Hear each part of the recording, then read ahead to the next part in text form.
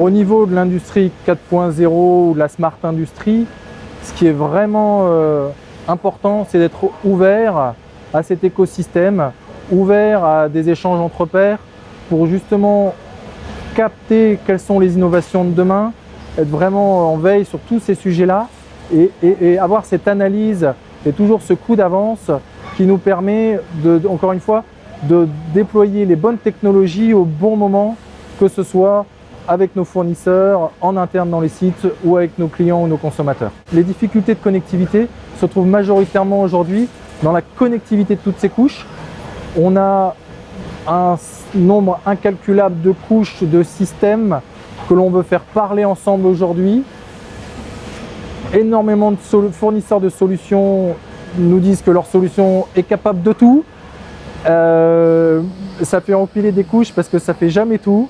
Et donc vraiment l'important, c'est de trouver les bonnes briques pour agréger ces données, les faire communiquer entre elles pour qu'il y ait vraiment cette transparence de l'information à tous les niveaux de notre supply chain étendue.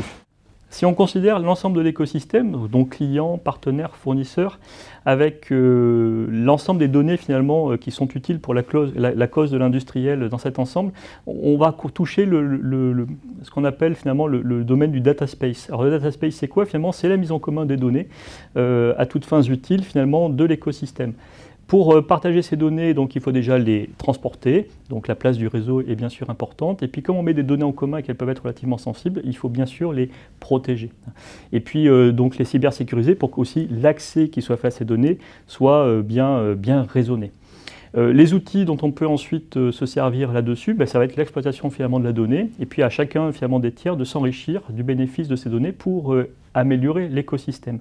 Prenons un exemple, par exemple un fabricant de machines qui met à disposition des machines pour l'industriel donné sera tout à fait satisfait de récupérer finalement plus d'informations venant du processus de la machine, de comment elle s'est comportée, des cas de défaillance, pour s'enrichir d'une base d'essai bien plus importante, peut-être faire tourner ses jumeaux numériques pour amener des améliorations sur l'outil de production et puis renvoyer ça du coup vers l'usine. Voilà, c'est typiquement le genre de sujet qu'on peut imaginer, puis après on peut, à toute échelle, on peut étendre cette question de la donnée et du data space. Orange Business Service.